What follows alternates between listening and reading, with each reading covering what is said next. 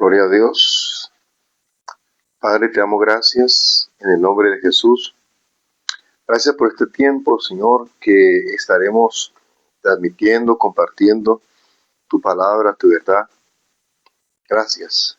Querido Espíritu Santo, bienvenido a este tiempo de enseñanza, porque Jesús dijo que tú, Espíritu Santo, nos enseñarías, nos revelarías todas las cosas. Así que te damos la bienvenida a este tiempo maravilloso, precioso Espíritu Santo de Dios. Toma el control y haz conforme a tu voluntad, Señor.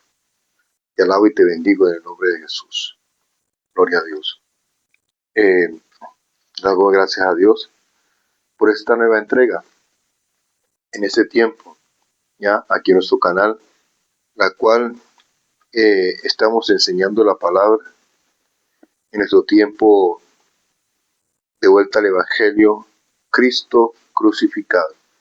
De vuelta al Evangelio, Cristo crucificado.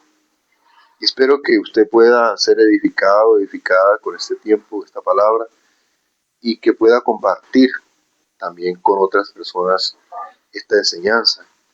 Estamos hablando acerca de lo que es la salvación, enseñando la doctrina de la salvación.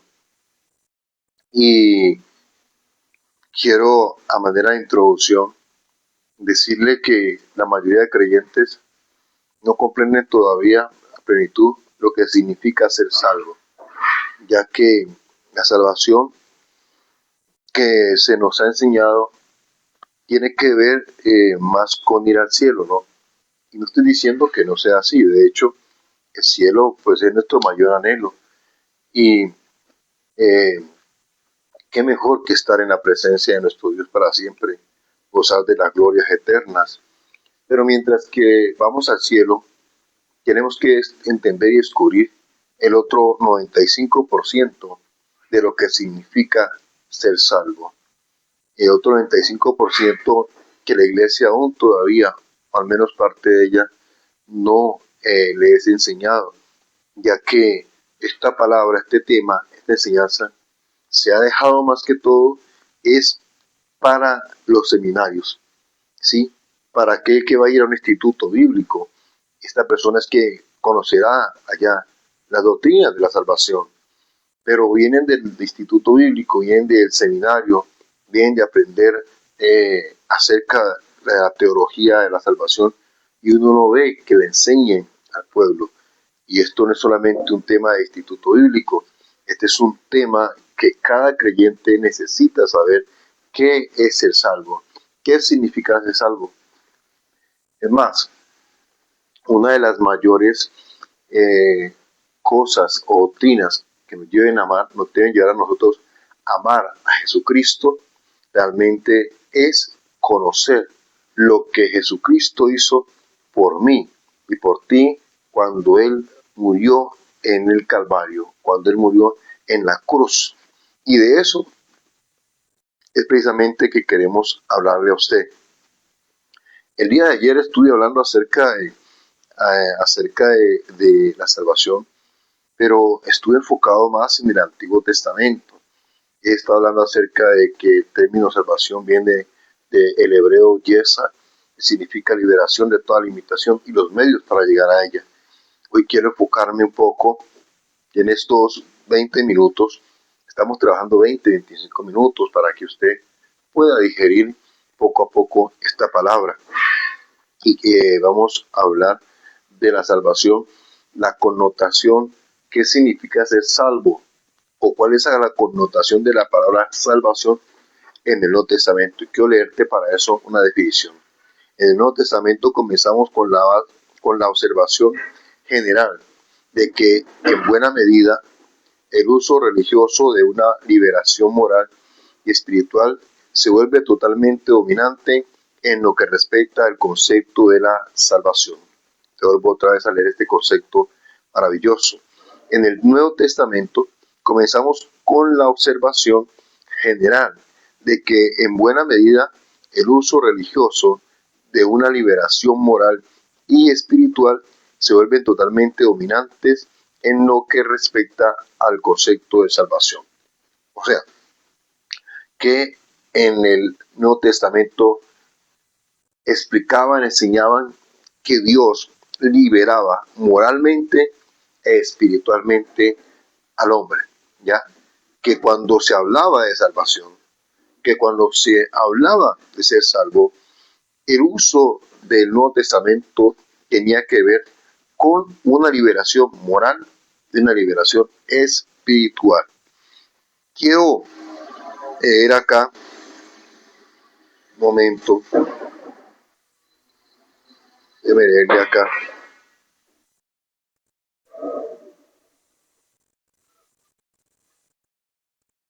Quiero leerle acá algo bien especial. A ver.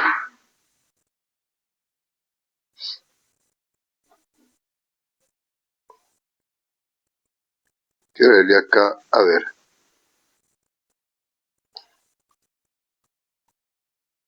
¿De qué nos salva o de qué nos libera a nosotros Jesucristo cuando Jesucristo, el Hijo de Dios, obedece al Padre hasta la muerte, muerte de cruz, es sepultado, resucitado y glorificado? Nos libera de la muerte, nos libera de la ley como sistema de justicia, nos libera del pecado no solamente como el perdón de los pecados, sino de la naturaleza pecaminosa, de lo que dice el capítulo 7 de Romanos, cuando el apóstol Pablo termina diciendo en el último versículo: ¿quién me librará de este cuerpo de muerte? Gracias doy a Dios por Jesucristo. O sea que Pablo reconoció que a través de la muerte de Cristo en el Calvario, Él nos liberó a nosotros del pecado del cuerpo de muerte, o sea, de la naturaleza caída de la concupiscencia y de la autoridad de Satanás, una liberación espiritual. Por eso nuestro Señor Jesucristo ahí en Marcos, el Señor dice: estas señales seguirán a los que creen. En mi nombre echarán fuera demonios. Porque en el momento que Cristo muere en la cruz del Calvario, nuestro Señor Jesucristo otorga autoridad, autoridad a los creyentes para libertar, para libertar a los hombres y mujeres de espíritus inmundos, sacarlos del cuerpo. La autoridad de Satanás sobre el creyente queda destruida, queda eliminada. No tiene el diablo ya autoridad sobre los creyentes.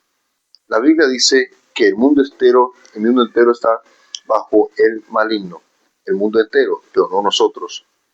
Dice también en Efesios que hay principados, hay potestades, hay gobernadores que hacen autoridad en este mundo oscuro, y sobre todo aquellos que están en desobediencia en cuanto a Dios, pero no ejercen autoridad sobre nosotros. Debemos a nosotros encontrar en las distintas cartas y en el Evangelio, según Mateo, según Marcos, según Lucas, según Juan, vamos a encontrar a nuestro Señor Jesucristo echando fuera demonios, libertando al cautivo. Hay algo más. La liberación o salvación no solamente aplica a la liberación moral y espiritual, sino también a una liberación de limitaciones corporales como son las enfermedades. Isaías 53 nos dice a nosotros esto también. Quiero que miremos acá Isaías 53. Isaías capítulo 53 nos habla a nosotros sobre lo que Jesucristo, el Hijo de Dios, vino a hacer por nosotros y también nos libertó a nosotros de enfermedades. Dice Isaías 53, 4: ciertamente llevó en nuestras enfermedades y sufrió nuestros dolores. Nosotros le tuvimos por azotado, por herido de Dios y abatido. Mas el herido fue por nuestras rebeliones, molido por nuestros pecados. El castigo de nuestra paz fue sobre él, y por su llaga fuimos nosotros curados. Quiero explicar algo aquí, y esto tiene que ver también con la salvación. Esto tiene que ver con la salvación. Liberación moral, espiritual y también liberación o salvación en cuanto al hecho de que Jesucristo llevó nuestras enfermedades. Pero note esto: ciertamente llevó nuestras enfermedades y sufrió nuestros dolores. Nosotros le tuvimos por azotado, por herido de Dios y abatido. Mas el herido fue por nuestras rebeliones, molido por nuestros pecados. Esto es clave aquí. Él fue herido por nuestras rebeliones, molido por nuestros pecados. ¿Cómo fue que Cristo llevó nuestras enfermedades? Pues debemos entender que las heridas de Cristo estaban pagando el precio por la enfermedad, porque la enfermedad causa aflicción y dolor. Y la raíz o el origen de la enfermedad del ser humano es el pecado. Nuestro Señor, en el Nuevo Testamento, un hombre que 4 jóvenes rompió en el techo, lo bajaron, lo colocaron ahí delante del Señor. Estos 4 jóvenes colocaron a ese hombre ahí, lo bajaron con cuerdas, porque afuera estaba la multitud y no pueden entrar a la casa donde estaba el Señor Jesucristo. Y Jesucristo, viendo la fe de ellos, le dice al que está ahí paralítico, le dice, hijo, tus pecados te son perdonados. Los que están ahí cuestionan a Cristo en su mente. ¿Quién es este que perdona pecados? ¿Quién es este? Y Jesús le dice a ellos, para que se den cuenta que el Hijo de Dios tiene poder para perdonar pecados, díjole al que estaba paralítico, toma tu lecho y anda. Y el muchacho fue sanado en aquella misma hora. Jesús les dice, les voy a demostrar que yo tengo el poder para eliminar la raíz de la enfermedad. La raíz de la enfermedad es el pecado. Es el pecado. Por eso él le dijo, primero tus pecados te son perdonados. Y luego lo sanó. Porque para un judío conocía que el pecado es la puerta de entrada a toda la desgracia del ser humano, en todas las áreas. En problemas emocionales, problemas físicos, espirituales, económicos, sociales, es el pecado. El pecado entró al mundo por medio de Adán y por el medio del pecado la muerte. La muerte pasó a todos los hombres por cuanto todos pecaron. Cuando Jesucristo, el Hijo de Dios, viene a salvarnos, viene a eliminar, Él viene a destruir la raíz de todo lo que trajo caos al ser humano. Jesucristo, el Hijo de Dios, se encuentra en Juan 8:31 en adelante, dice, y dijo Jesús a los judíos que habían creído en él.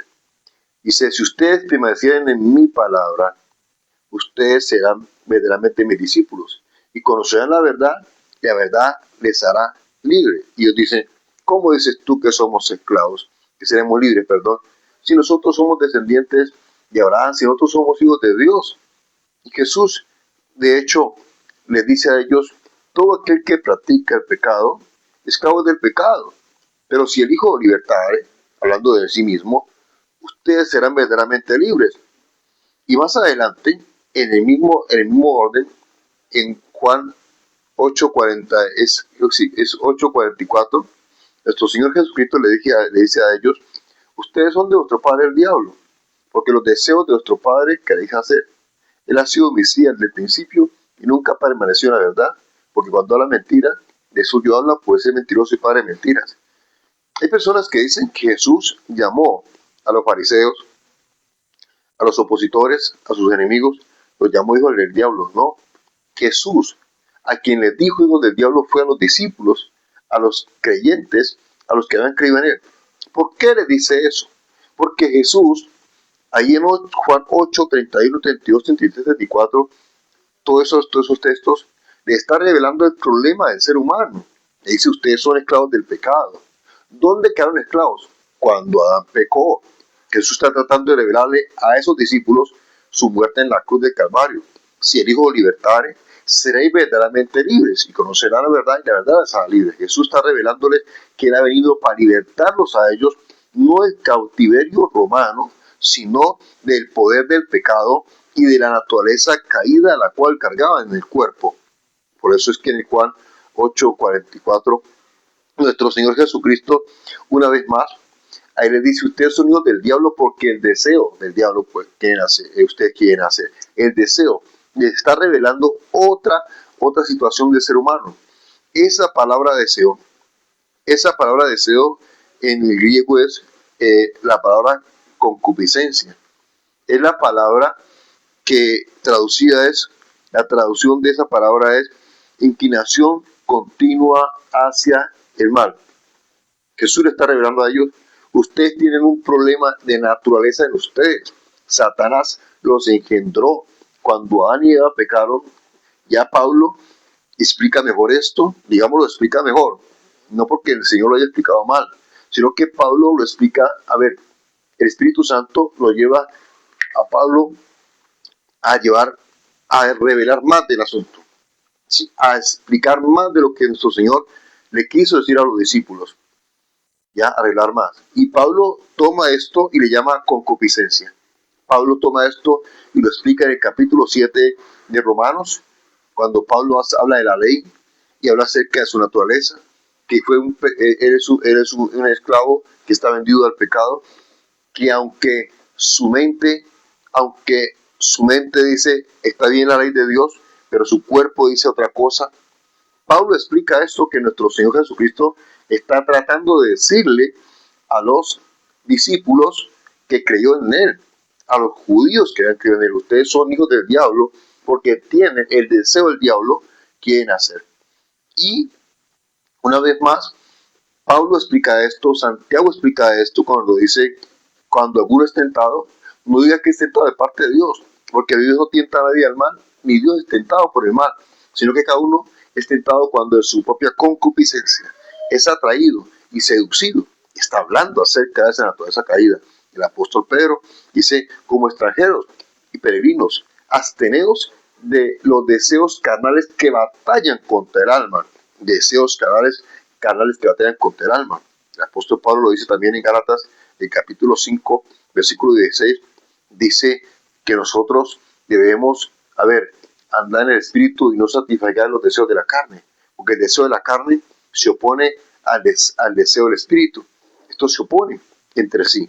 Y termina Pablo ahí en Gálatas 5, 19, 20, hablando acerca de las obras de la carne que son, manifiestas son las obras de la carne que son iras, contiendas, disensiones, herejías, hechicerías, fornicación. Bueno, todas estas obras malignas son las obras de la carne que Pablo está describiendo ahí, esa naturaleza caída de la cual Cristo le dice a sus discípulos en Juan 8, 31 en adelante, 32, 33, 34, si el Hijo libertare, seréis verdaderamente libres, porque Jesús vino a vencer el deseo de la carne, a vencer el viejo hombre, a destruir la autoridad del diablo. Ese es el concepto que nos dicen nosotros aquí. Pero vuelvo una vez más acá, a Isaías 53, capítulo 53, versículo 4. Ciertamente llevó nuestras enfermedades y sufrió nuestros dolores.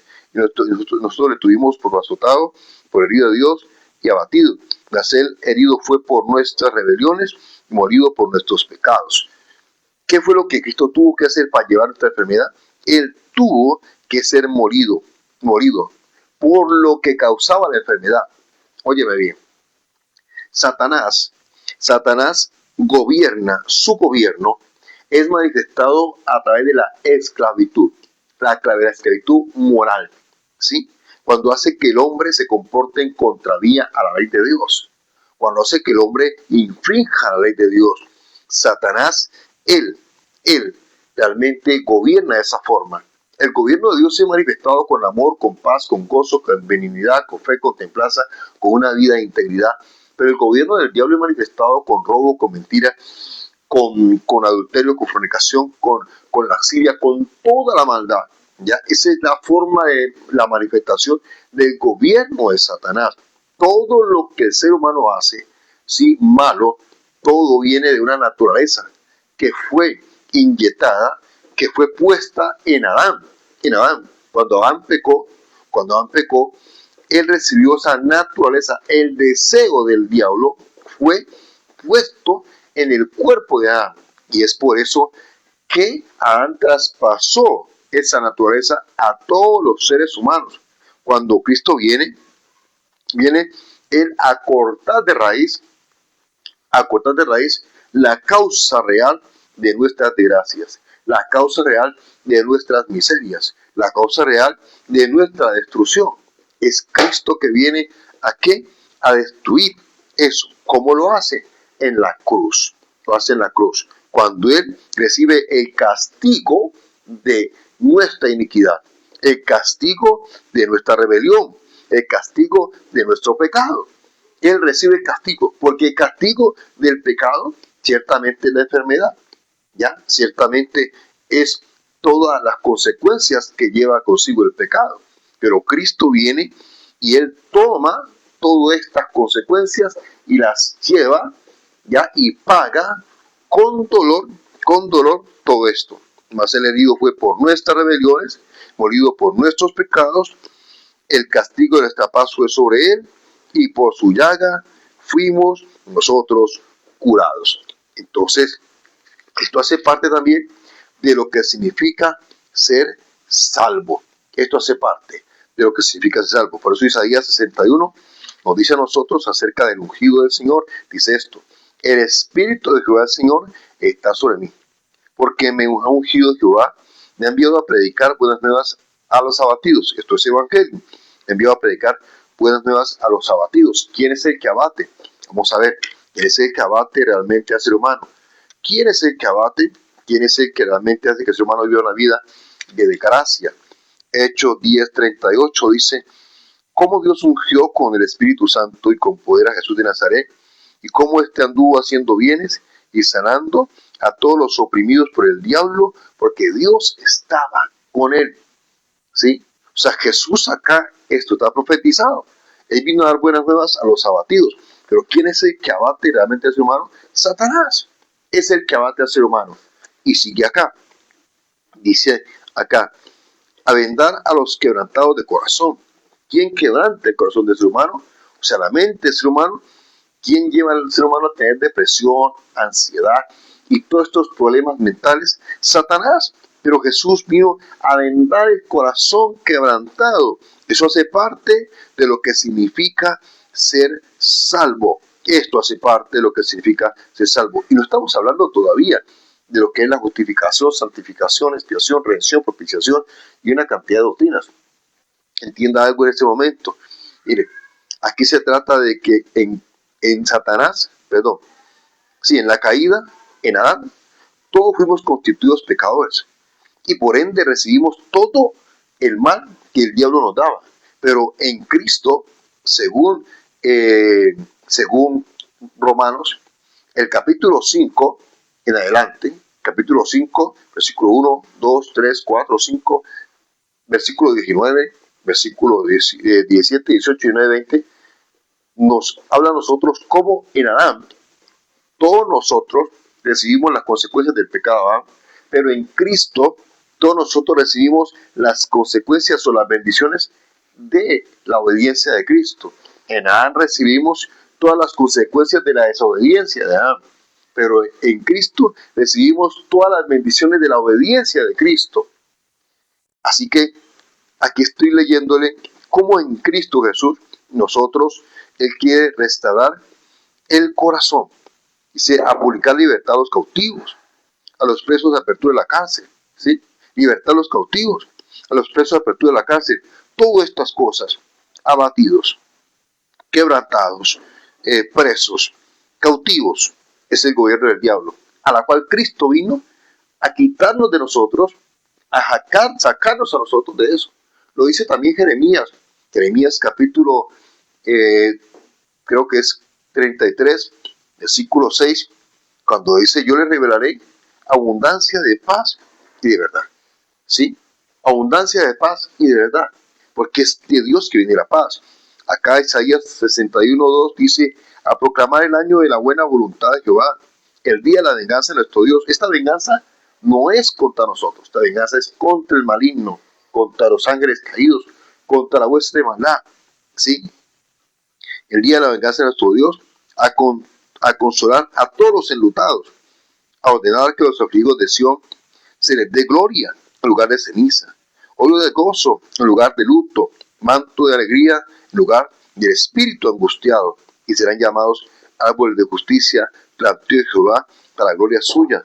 Y sigue diciendo, todo Isaías 61 nos habla de la salvación, de todo lo que incluye, de aquí hay parte de lo que significa ser salvo, aquí parte de lo que significa realmente ser salvo, ya parte de ello. Así que la salvación en el Nuevo Testamento incluye una liberación moral y una liberación espiritual, moral, espiritual, pero a la vez también nos provee a nosotros de lo que Cristo dijo. Jesús dijo también el poder, como dice el apóstol Pablo, ahí en Romanos capítulo 1, versículo 17, no me avergüenzo del Evangelio, porque es poder de Dios para salvación a todo aquel que cree. ¿Ya? Poder de Dios para libertar, poder de Dios para sanar, poder de Dios para levantar al oprimido. Y se cumple la palabra cuando allá en el segundo libro de Samuel, el capítulo 2, versículo, segundo libro de Samuel, vamos acá al segundo libro de Samuel, primer libro de Samuel, capítulo 2, primer libro de Samuel, capítulo 2, el versículo,